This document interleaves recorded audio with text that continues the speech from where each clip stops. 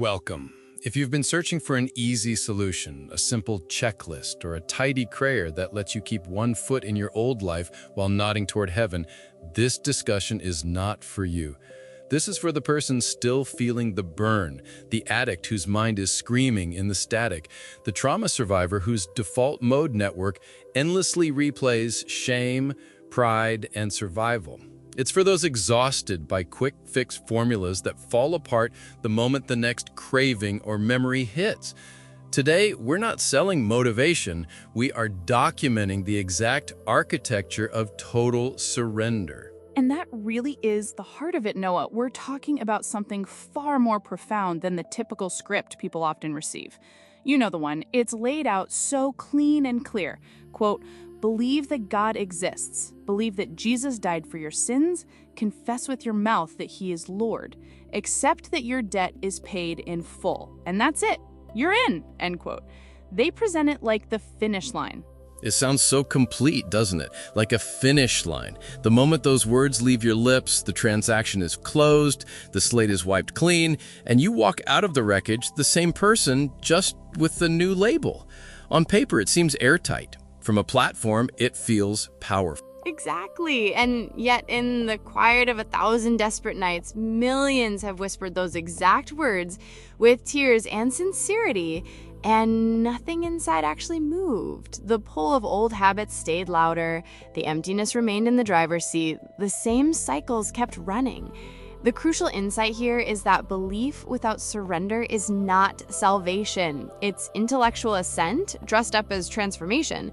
It's that subtle ego stroke that allows someone to say, quote, "I did my part," end quote, while the throne of their life remains occupied by self.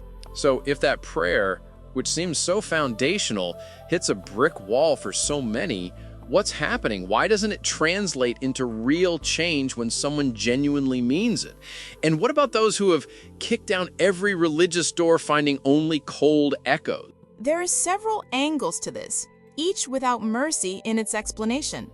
First, consider the brain science.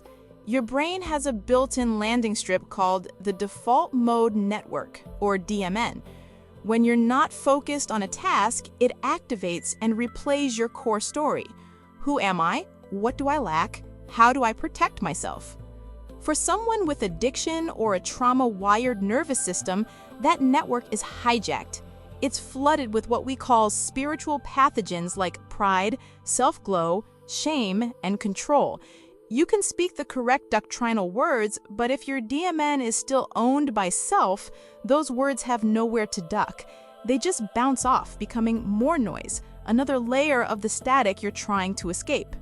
That's a powerful image, hijacked landing strip. So the words themselves aren't enough if the internal system isn't ready to receive them? Precisely. And that leads to the second angle, the spiritual reality. The book of James, chapter 2, verse 19 is blunt. It says, quote, "You believe that there is one God. Good. Even the demons believe that and shudder," end quote. Belief isn't the differentiator. Ownership is. The enemy knows the facts better than most. What the enemy refuses is surrender. The same is true for the uncracked human heart. You can confess with your mouth and still keep the keys to your life. You can agree the debt is paid, yet still refuse to let the creditor walk in and take full ownership. Those words then become a religious fig leaf, a cover, while the real throne room of your life stays locked. So it's not about acknowledging truth, but about relinquishing control. And for those trapped in deep noise, as you call it, those caught in addiction or trauma, that simple prayer often leaves them in the same place. Absolutely. That's the third angle, the addict or trauma-proof. People who have lived in the deepest static, whose minds and bodies have been rewired by years of survival, addiction, and distortion, they have prayed that exact prayer on repeat. They meant every word in the moment with tears and desperation, but the next morning, the same chains were still wrapped around them. Why? Because surrender was never made the first move. It was treated as an optional upgrade somewhere down the line. For a heart fused to that noise, those words without full ownership transfer are just another substitute, another way to feel like something happened while the internal wiring stayed exactly the same. It sounds like the traditional approach often misses the unique frequency of someone with deep-seated issues. But what about those for whom that prayer does seem to work? Are they different somehow? I'm thinking of the edge cases where the wiring wasn't seized as tightly. That's an important nuance. Some people hear the prayer and something shifts. Their wiring wasn't seized as tightly. Their default mode network wasn't running full volume trauma loops. For them, the words land because their heart was already cracked open enough for surrender to slip in quietly. That's a real experience, but the path we're discussing isn't built for those soft case formulas. It's built for the ones the soft case formula leaves bleeding in the alley. The people feeling crazy because, quote, it should have worked, end quote. They're not crazy. The formula was simply incomplete for their frequency. I can hear the objection forming for many listeners. Quote, but isn't the change a process? End quote. Spiritual growth is progressive, right? Yes, sanctification is progressive, but the entry point is not. You don't ease into an operating room. You don't put on a uniform gradually while still sitting in the stands. You either step onto the field surrendered, or you remain a spectator who believes the game is real. The process begins after the door is kicked open by total ownership transfer. Telling a seized heart, quote, just believe and it will unfold gradually, end quote, is like handing a drowning man a snorkel and saying, quote, breathe easier over time, end quote. He needs the rope first. That makes so much sense, and it highlights a potential blind spot for many sincere ministries. Why might they miss this depth? This is a part rarely said out loud. Many sincere teachers and ministries operate from genuine surrender in their own lane. They follow the scriptures, they trust God completely, they aren't scared because they've handed over control. But there's a knowledge gap. They haven't walked through the deep end of addiction or trauma distortion. They haven't lived inside the noise where the DMN is hijacked 24/7 by survival, pride, and self-protection. So when they read the scriptures, it's like the mirror in James 1:23-24. They see the truth, but the moment they turn away, they forget the depth of the distortion they just saw. They can't fully perceive how completely those words bounce off a heart, still fused to the wreckage.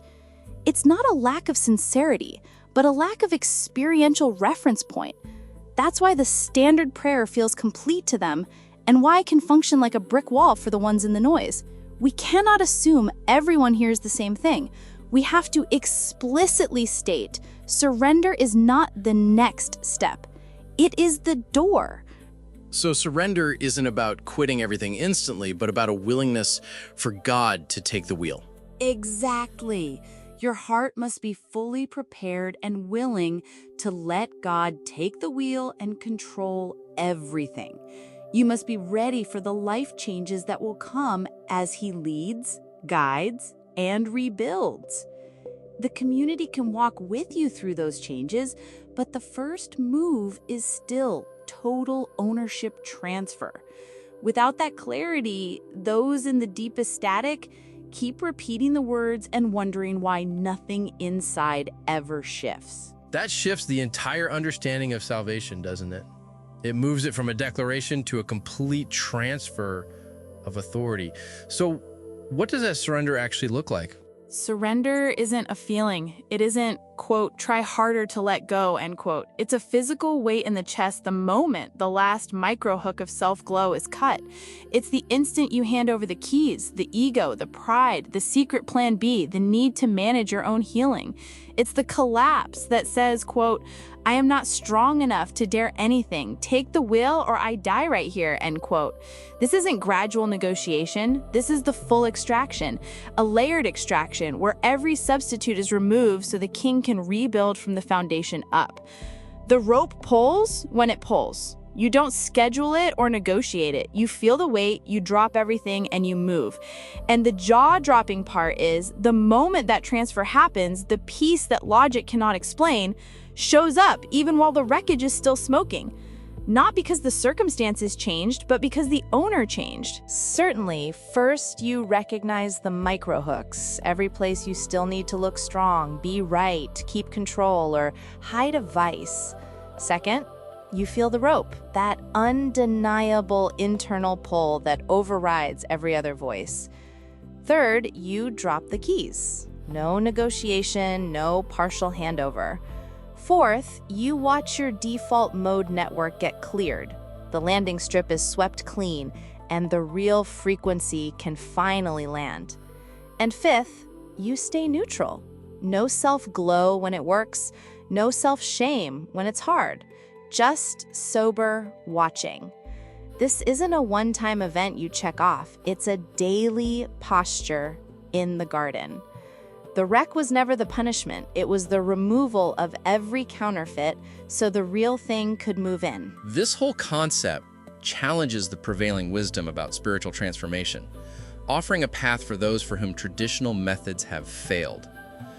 The world might call this extreme or even delusional for refusing the tidy checklist, but this approach suggests that true peace comes from a total ownership transfer. That's right. The king is still on the throne. The debt was paid. That part is true. What was left out is that the only way to walk in that payment is to stop owning the house it was paid for. Stay sober, stay neutral, watch the rope. This is the garden. The session isn't over, it just started. If this discussion resonated with you, consider sharing it with someone who might benefit.